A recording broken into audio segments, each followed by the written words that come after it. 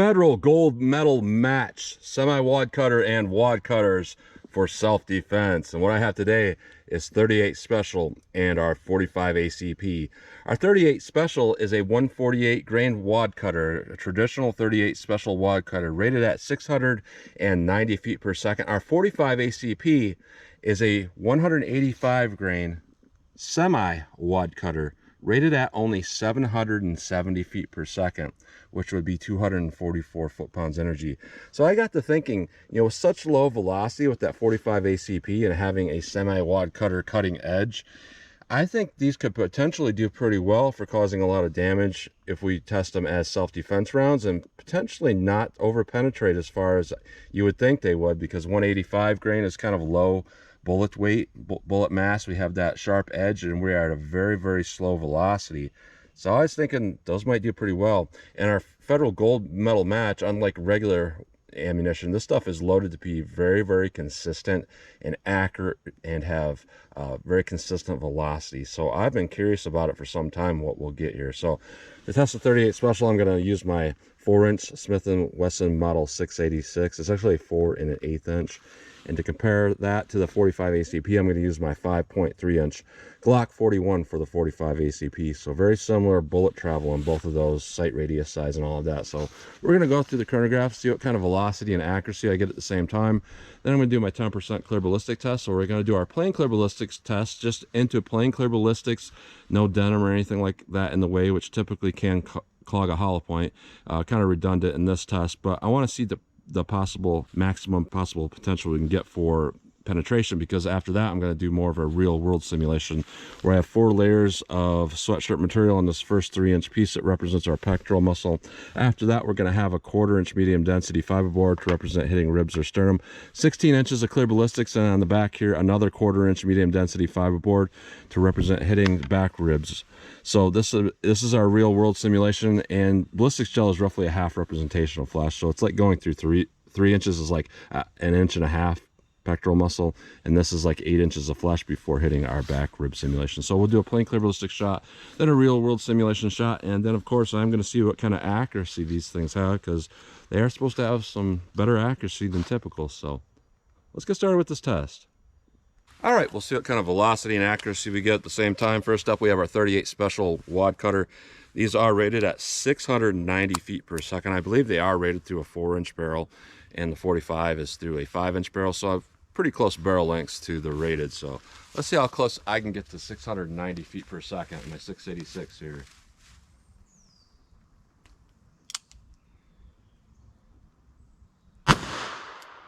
.678. 703. 719. 707. 724. 689. So those are definitely very, very accurate. I fired those first rounds single action just to get the best potential accuracy I can get, and those were pretty good. When I shot double action, it opened up a little bit, but pretty good accuracy overall. I just got a brand new Glock magazine for this Glock because it's been having some issues lately, and last time I switched out a new mag, it actually started working fine. So these are rated at only 770 feet per second. I hope there's enough charge in that to cycle this. I'm not 100% sure if it will, but let's see how close I get to 770 feet per second in our Glock 41 here. 741, almost no recoil. Wow. 768. 682. 739.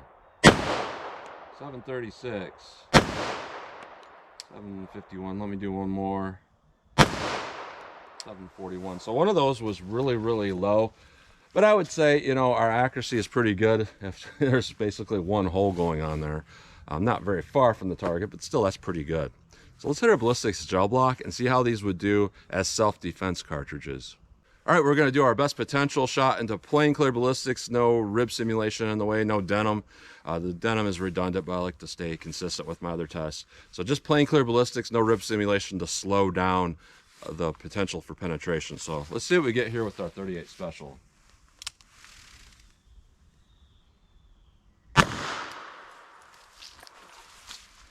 All right, let's hit that with our 45 ACP. I don't know what to expect here, to be honest.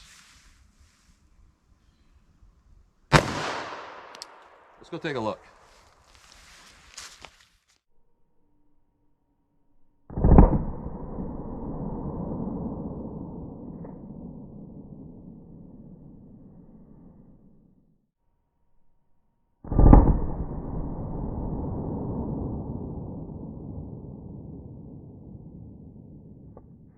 All right, so we got exactly what I was hoping for with that 45 ACP.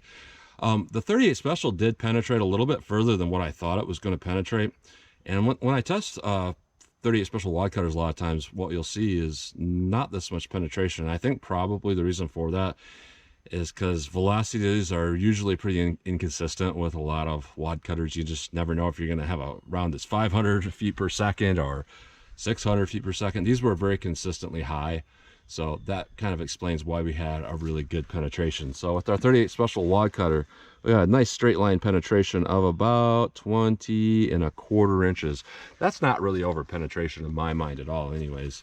Now with our 45 ACP, we have more damage in there and it did better. And we were looking at about, I'd say, 18¼ inches. That's not over penetration. That's pretty good overall. Nice straight line penetration. Looks like the bullet remains straightforward. So that's awesome. Let's put on our sweatshirt material, put in our rib simulation, see how they continue to compare that way.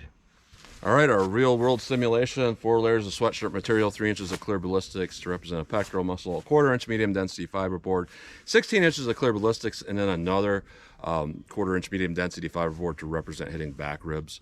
Lately I've been surmising that if we go through those back ribs, it is a possible potential for a round to pass through an attacker. With these, we barely got to that back gel block without a first rib simulation, so I'm pretty confident that these won't even hit the back rib simulation, but we'll see what we get here. 38 Special, real world simulation. All right, let me set that back up and we'll hit it with the 45 ACP. All right, real world simulation, 45 ACP. Let's see what this does. Let's go take a look.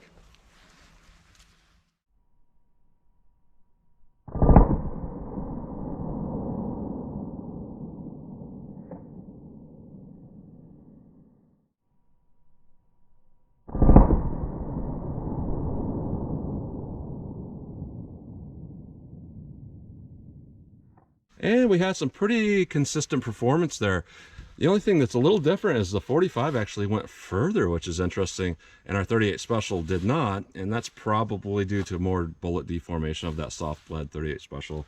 Well, let's look at our first rib simulation here.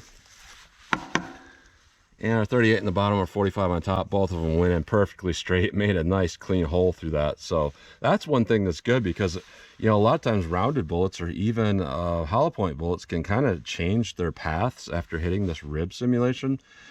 And I would say that's probably very realistic into the real world. But with something like this, they're just moving completely straight. They don't care if they've nicked a rib or not. And with our back rib simulation, I'll see if we have any impacts here. And it does look like we're cracked out the back here with our 45. You can't really see that impact. Just barely touched it and then cracked out the back. So I would say that's safe to say neither of these would pass through an attacker. They would all stop just fine. And we have pretty much the same performance we had in plain gel, just a straight line penetration. Our 38 Special, we went to about 16¾ inches of penetration. I can't tell if there's deformation of that bullet, but there probably is. 16¾ inches. And our 45 ACP, we went right to 19 inches of penetration. So both of these are very, very predictable. And that's one thing that I like to see with a defensive round is predictability. You're cutting a nice clean hole through something. It's going to cause a lot of damage.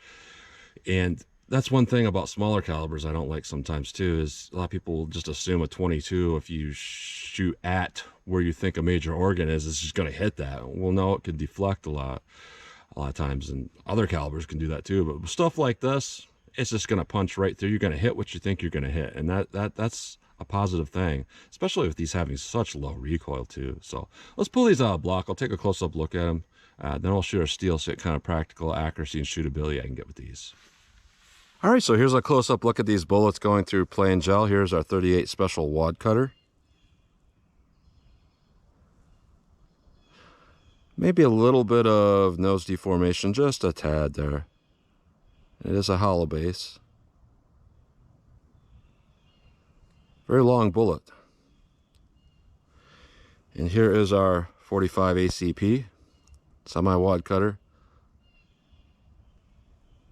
So it is definitely a real full metal jacket. Nice thick jacket there. Nice sharp edge. A true wad cutter, semi-wad cutter I should say. A lot of things listed as semi-wad cutters aren't quite, but this really is. And that nose is really meant to keep the bullet forward while that shoulder cuts. So it's kind of an in-between of a round nose flat point and a wad cutter, because with these you'll get good penetration, but you'll still get that wad cutter effect from the shoulder. Now going through our rib simulation,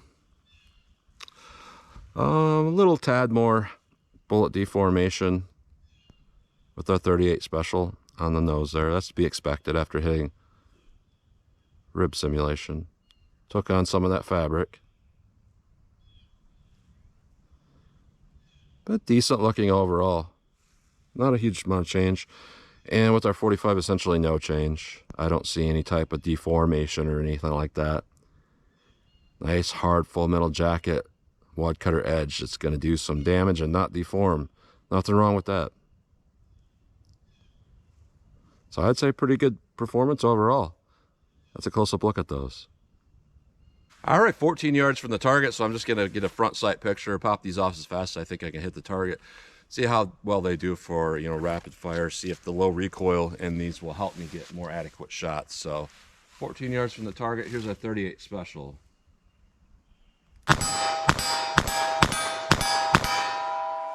Those shoot pretty nice. Very, very little recoil. A little bit of smoke from them being lead bullets, but let's see how our 45 does.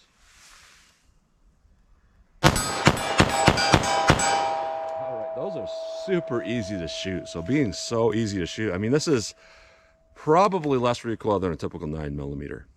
I would say it's roughly like target 124 grain 9mm out of this pistol. Very, very low recoil. So let me paint that up. We'll back it up and see how they can continue to shoot from some distance. All right, I decided to come right back to my 75-yard marker. I figured, going to 25, 40, and then back here, it's take up a lot of time. Why not just come back to 75 yards? See how these things will shoot for me. So I don't know where to hold with either of these. I haven't shot any from this distance yet, but we'll find out. So I'm going to go single action with our 38 Special here. Try to figure out where these are hitting. So 38 Special.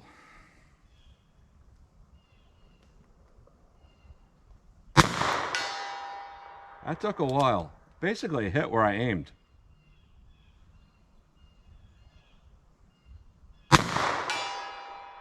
That one hit pretty low.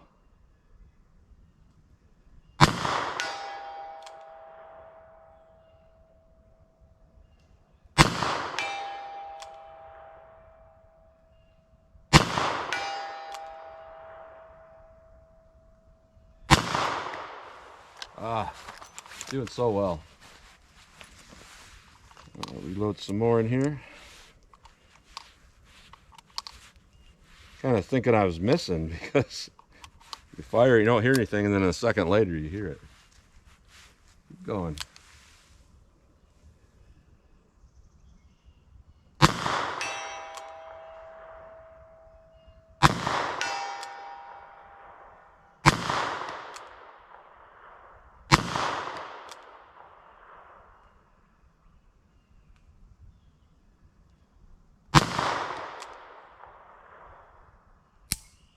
All right, so I don't know what happened there, why I started doing so poorly there.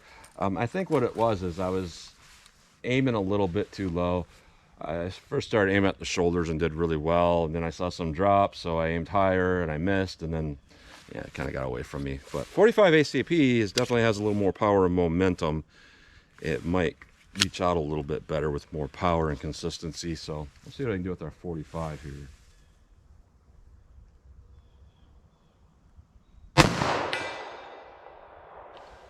All right, so the edge of that caught on the feed ramp there,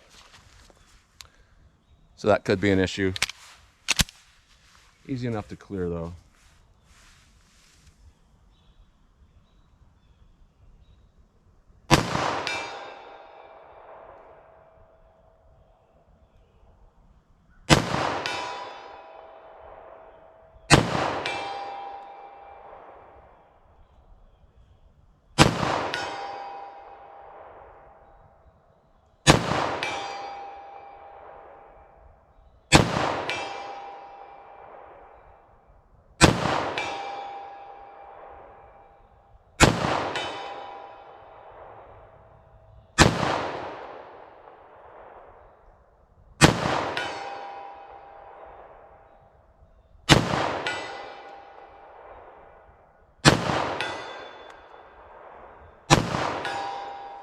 All right, so on that last part there, I'm fogging up to the point where I can barely see, but I have to say, I did miss one, but I'm gonna say this is probably the most accurate 45 I have ever tested here. Just very consistent with its accuracy. So looking at this ammo, I'm actually quite shocked at what I'm seeing here. You know, I've tested wad cutters in the past, not these, but you know, comparable wad cutters. So I knew what I was gonna see, but what I was thinking I would probably see with the 45 is I'm hoping it'll stop in that first gel block, do some damage, not over penetrate, be really accurate, have really low recoil. But I'm thinking to myself going in this test, it's going to over penetrate, it's not going to do very well, it's not going to be as accurate as what they're saying. But it met my expectations and went higher than what I ever thought they were going to be, because this 45 ACP, in my opinion, would be an absolutely perfect choice for a self-defense load in a 45 ACP. And I'll go one further. I'm going to say if you had a shorter barrel, I think it would do even better, because it would limit that penetration just a little bit more and, you know, transfer all that energy in a more shallow area into the target, tear through a little bit slower. That could cause some more damage. So I'm really surprised that, you know, I've never heard of people recommend this particular ammo for self-defense, because this is fantastic. It's fantastic. It recoils like a 9mm, very accurate. Perfect penetration, straight line penetration, a lot of damage, perfect accuracy. Fantastic here. So I'm glad I tested that.